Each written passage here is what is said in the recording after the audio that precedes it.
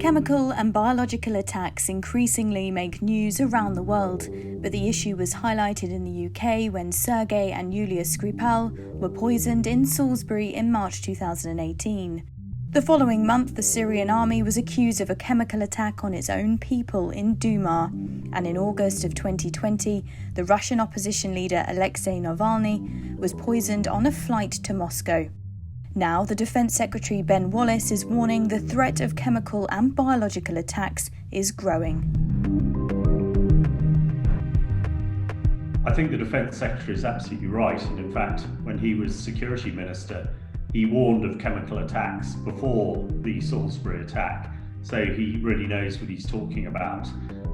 We have seen not only a chemical attack in Salisbury, where I'm talking to you from, but the Russians have also used the same chemical weapon against Alexei Navalny in Russia only a few months ago.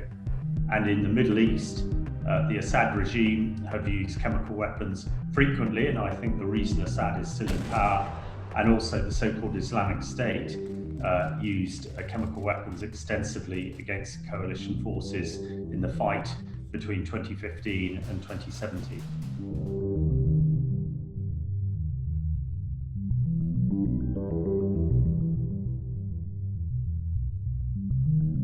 The internet is making the development and use of chemical and biological weapons by bad actors more easy.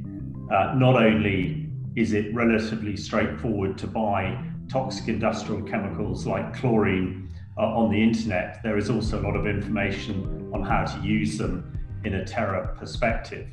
And on the biological weapons side, there is an increasing amount of information on the internet, how to get hold of pathogens and manipulate them so that they can be used as weapons.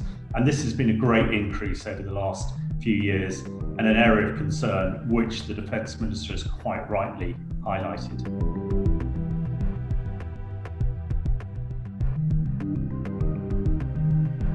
I know that the fire brigade and the police are always looking at these threats, but hitherto they've not been the top of their list. I think this is a bit of a wake-up call from the Defence Minister for all elements across the UK to make sure that we are resilient.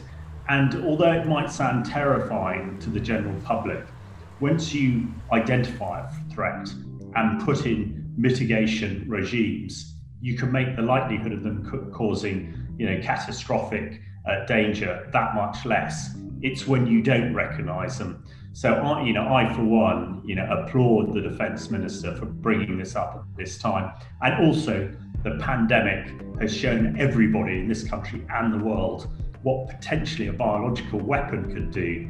And I am sure the British government will be reinvesting in its defensive capabilities against biological weapons as well.